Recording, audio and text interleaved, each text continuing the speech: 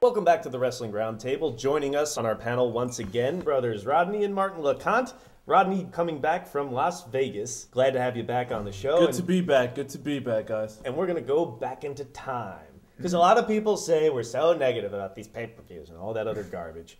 So we're going to go back and take a look at a pay-per-view that we thought was excellent. And we're going back 5 years to when Chris Benoit was still alive. He was in the main event for the big gold belt, the WCW title, and a rematch from WrestleMania the month before with Michaels and Triple H. That match at 20 was so good. Of course, we were there for that.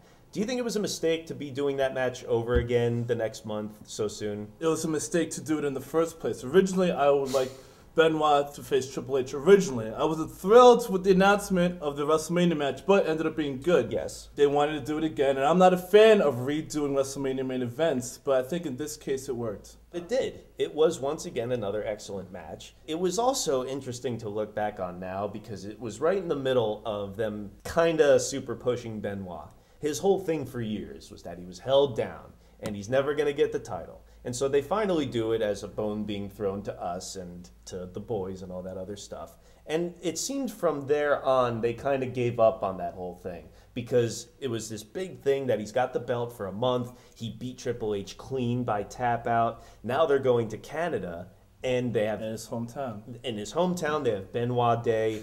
And they pretty much put him over strong once again with Shawn Michaels and the Sharpshooter. They also pushed Benjamin. They were pushing Orton. So all the guys that were like main eventers now, they were starting to push then. Benjamin's a main eventer now? Oh. I know he should. Not even at ECW. One of the other stereotypes about his career was that he was always a flash in the pan when he did get a title or a title shot. In WCW, it was notorious. When he left, his reign was a day. So they needed to really cement that he is a pay-per-view level main eventer champion, and he didn't beat Michaels in the first match, so he goes over in the second match. So now we can really say that when Randy Orton beats him, he beat a credible guy. I thought it was a good way of also getting revenge on Michaels beating him clean on Raw right before WrestleMania, which I thought was fucking retarded. That was bullshit. That. Yeah. But the revenge on Shawn Michaels wasn't even his, it was Bret Hart's. And when the pay-per-view started, I came to the realization he's going to make him tap to a sharpshooter in Canada.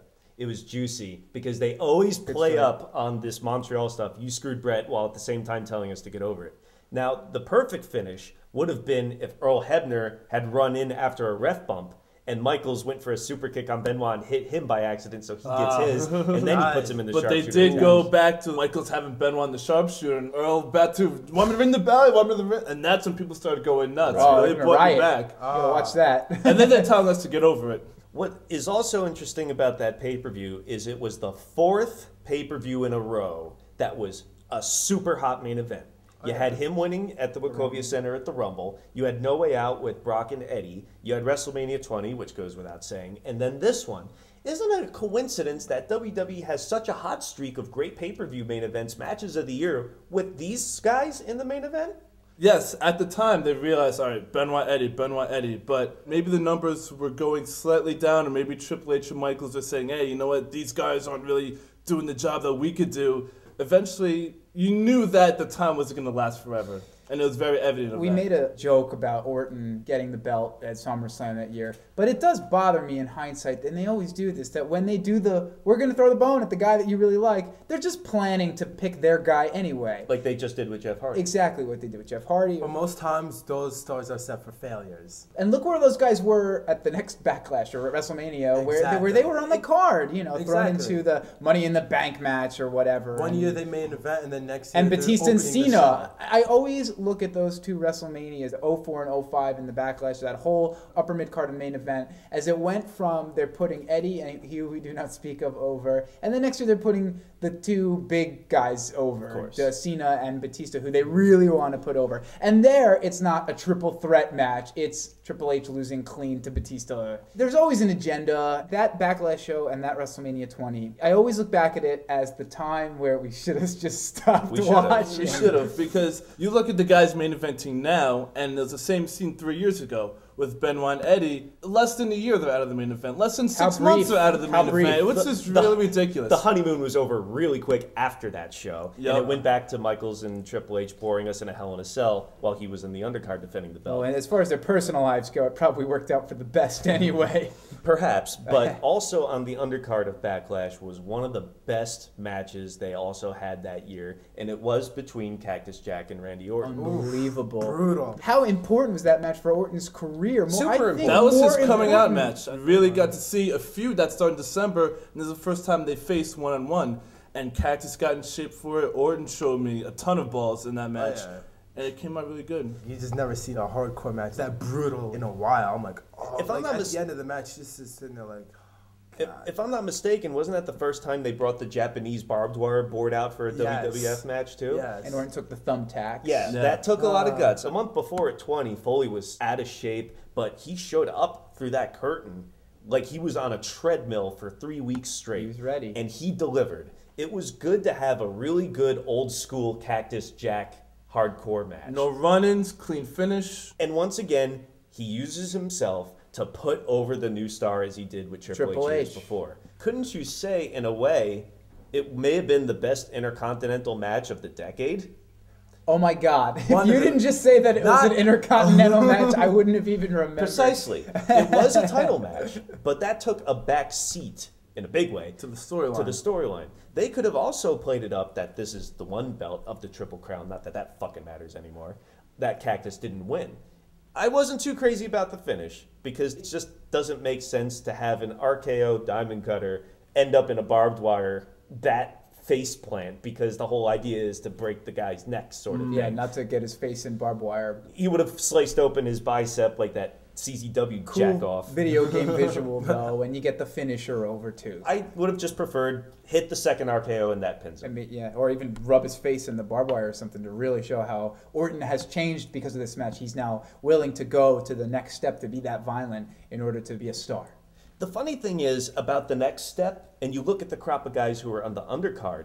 We mentioned Shelton Benjamin. He fought Ric Flair and beat Ric Flair, which everybody and their mother did after he came back in 2002. But still, that was when they were looking at pushing him for the first time, which coming off the heels of Brock Lesnar and Angle dominating the main event scene for a couple years was excellent. At that same year when Shelton Benjamin was on fire, like beating Evolution, it basically stopped at Randy Orton because I think they determined who was going to be the biggest star at that match, and I guess they chose Orton. They chose Orton as soon as he came When in. you put over new people over on top, when Benjamin got that push in 04 and beat Triple H on Raw, a lot of people really felt like, oh, maybe they are going to go all the way with this guy. And if he fights Flair, you get into it a little more because it doesn't seem like fodder at the bottom of the card. It seems like this guy has a shot to be a star. And maybe he'll be a future champion that we can get into like we got into Eddie and we got into He Who We Do Not Speak Of. But as soon as you go back to the same crop of guys, that makes people care less about the lower card too because they see the ceiling again.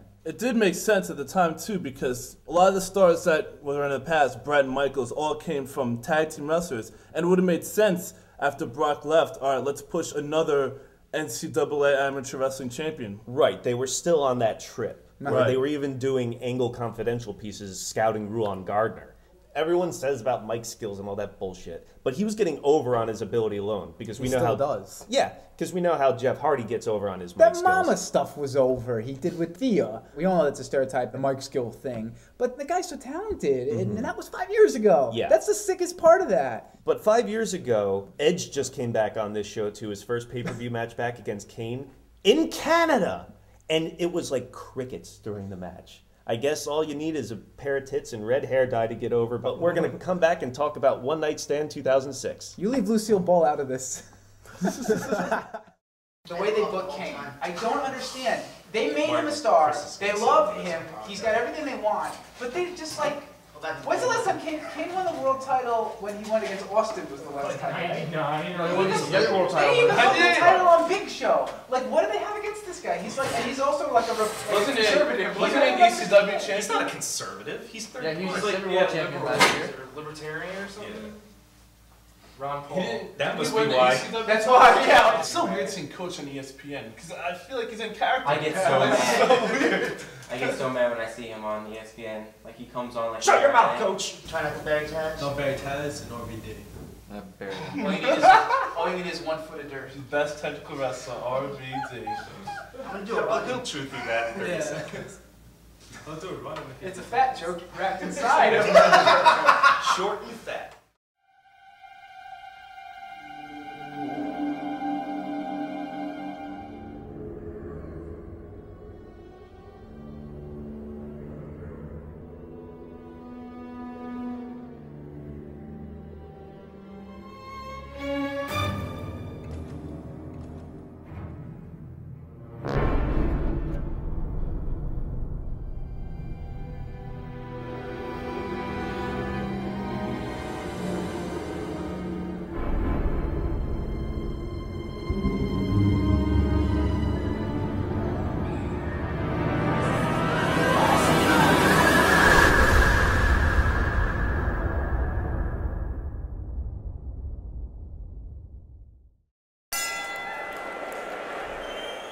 Welcome back to the Wrestling Roundtable. This is around the time when WWE does their fake extreme pay-per-view shit. And going back to when they were first starting it, One Night Stand 2006, Chris Harris rejoining the panel is one of the people who attended the event in the Hammerstein Ballroom that night, and it comes a year after the first nostalgia show, the first ECW reunion show. What's interesting comparing the first one to this one is how much of an ECW style show the first one was. And this one was sort of in the same It was vein. kind of like halfway, and then it was a kickoff to the new ECW. Which, going by that show, if that was the preview, I was kind of excited to see what this new ECW was going to be if you were to base it just on the first night. At least that makes one of us excited. ECW on Sci-Fi wasn't that bad For the first couple of months, no, it wasn't. They had a lot of great matches. Even reverse great stuff like the Zombie. Which is a good mix usually if you can get both of those things right. It's typical Sci-Fi Channel to have stupid shit like the Zombie out there. Well, Zombie wasn't on this show, and the main event was Cena and Rob Van Dam. The only time that someone's used a Money in the Bank To months actually before, plan the match out, which was really cool. and doesn't make Van Dam look like a sneaky little No, twat. he was the only real face to actually cash this in the proper way. It was really cool to be there. Has there ever been an atmosphere like that at a show you've been to? No, we had been to original ECW shows, and this is like 5 years of fat, sweaty neckbeards sitting in their basements with blue balls, waiting for this show. It was like an explosion the moment you walked into the door. Well, the whole if Cena wins, we riot stuff, and play up as a heelish sort of character to these people who want to viciously tear his head off. I don't think the finish was particularly good. No, with Edge you just didn't need as the bad. Edge running with the Motorcycle helmet. I still, to this day, I wonder why they even bothered. Like, to we do didn't that. know it was going to be Edge. Yeah, like, what was the point of that? What does he need the helmet to run through the crowd? That was kind of stupid, but it was a lot of fun to go to that show. The interaction with the throwing the shirts back and forth, and the one guy puts it in his pants and throws it back. And that's the time when Cena was getting heel heat on Raw, too. Yeah. So just being him in the ECW That really cemented crowd. that whole thing. In the ECW crowd, it's turning it the up. sign that we riot, like, you really have to believe there actually might have been one if Cena had won that match. Oh, they would be going nuts. A much better match than what it opened with. Kind of a joke of a match with Taz and Lawler. I like that they play up on their old rivalry. That's cute. And Taz lifts his arms in the guise of a match and puts him in a submission. And if you count that, fine. That just gives me more fodder for my example of why Austin should be wrestling like the Santino feud the other year. If you can have him come out and stun the guy, ring the bell a couple times, you have your match. Because that's what that Lawler Taz match was. Yeah. Kept it short and sweet. Like Taz. But moving on from that, Kurt Angle was being this legit monster. He was supposed to be the more sport legit guy at that point. And a lot of people were saying that he was changing to that more mat-based style because of his neck and the injuries accumulated over the years, so he's not going to do so many high-flying suplexes and things like that. It worked. Having Orton on the mat like that and working that match, and he was, of course, also over with the ECW fans, but that match was really good. Yeah, Orton, that was like one of the best heel nights I've ever seen him too. People were like spitting on him as he walked through the door. One guy smacked him. And then on his way out, he's like, my fans, they love me. He played it up really well that night. He was, Got to be himself a dick. Yeah. he was looking for an identity. He won the world title that between- next year, and they put him back on SmackDown, and they didn't really know what to do with him. Yeah. You have to give Angle credit, too, because at the beginning year, he started off on Raw and then went to SmackDown. Now it's on he ECW. was on ECW. And he was able to evolve. That was He great. adapts, yeah. And with the match, we'll start to see the UFC influence of Angle. And the way he controlled the Orton and rough style he used, the shoot style he used, worked. If nothing else, that show proves that when they're willing to try something slightly different, it works. Yeah. And even if it doesn't all work, enough of it works that it makes a difference. That night alone, Cena, RVD, and Orton came out of it bigger stars. Well, you were talking about Angle evolving over the years as well as Orton. Someone who devolved was Rey Mysterio, who went back to his old ECW/WCW Mexican style tights and mask for the match with Sabu. And I think a lot of people at the time were expecting this might be a title change. Regardless, it was one of those high-flying dream matches that we never got, and both guys brought it, I thought. Yeah. The finish was a little iffy. If you're going to end it with a no contest, it was a good spot. It was a good way to end it because Mysterio was the champion, And this is pretty much Sabu's debut for a casual fan. And it's nice to see him not get buried or the champion get buried for once. They had to reintroduce as many of the ECW people as possible for the sci-fi launch. They stumbled into something. Sabu was pretty over with the WWF fans when he became a But that character. shouldn't be a surprise, especially the audience that was there at the Hammerstein Ballroom. Sabu had been off American wrestling TV for a while. He had some comeback in TNA and was doing pretty decent there. He had also a lot of injuries. People were worrying about him. There's some charity events. He started this hot streak comeback for a long time after that, and it was really cool as an old school Sabu fan. That whole summer, he was really on up until like SummerSlam. He fought Cena. Plus, the Mysterio title reign wasn't exactly going spectacular either. So that was a disaster in its own. This was one of the few bright spots. Yes, that's probably the best match he had while he was champion. He didn't get embarrassed. Every month he was going out there. I think there was a way they could have done it, though, to have Mysterio win and still put Sabu over. Have Mysterio win on pay-per-view in an ECW environment. I never thought I'd be longing for the nostalgia of the second ECW nostalgia show relaunching ECW on Sci-Fi, but that's how far things have fallen in the past 3 Even years. the undercard matches, they were pretty good. They were all really good. The tag match with Little Guido and Super Crazy. The other big match, it was Edge, Foley, and they sprung this on us on the pay-per-view, Lita, against Tommy Dreamer, Terry Funk, and Beulah. I liked the idea, in a way, that Edge and Foley are representing this WWE version of hardcore, going against the true version of hardcore, Onita and the Sheik. No, I mean Terry Funk and Tommy Dreamer. Going into this, we were also worried about how it was going to come off, largely because of Terry Funk. Years ago, 10 years ago, this was the middle-aged and crazy guy when he was 50 years old doing moonsaults off of ladders and everything. So he's much older now, and we know how his knees are not holding up so well. So we were wondering, are they going to be able to pull this off? And not only did they pull it off, I loved Foley's pre-match promo goofing on the Alliance. I'm going to bring back the real innovators of Extreme, and you're thinking Todd Gordon or whatever. Stephanie McMahon! That was hilarious. The anti-hardcore Cactus Jack, heel Cactus Jack. They kind of brought that back in a way. They did. They totally brought it. That was what they did. The summer that he feuded with Flair when he brought that back. Exactly. In order to get the new ECW over, who better to be the heel, the antithesis of it, than the guy that represents it, because he can explain why it's cool. But did you think that turning Foley heel was worth it? When he turned heel, there's no reaction, no nothing. People are like, what the fuck that's is the this? controversy. And The with fans him and didn't Flair, the roles should have been The reversed. fans didn't quite understand. Because when they brought back Terry Funk and Tommy Dreamer... There's no context for WWE fans. They're not exactly like portrayed as super baby faces. But the thing you got is, the guy the that guy- eats urinal cakes and the guy with the guy stockings on Chainsaw Charlie. But the thing is, they could get rid of that really easy by showing us some video packages and profiling these guys. Here's what they're about, and here's why you should care about them, which they never fucking do. Like when they put Booker T and Buff Bagwell out there to die on Raw. There's no time for that. Now here's a 20-minute promo about the Denver Nuggets. Interesting that the two pay-per-views we looked back on were two pay-per-views that Foley came back for and delivered.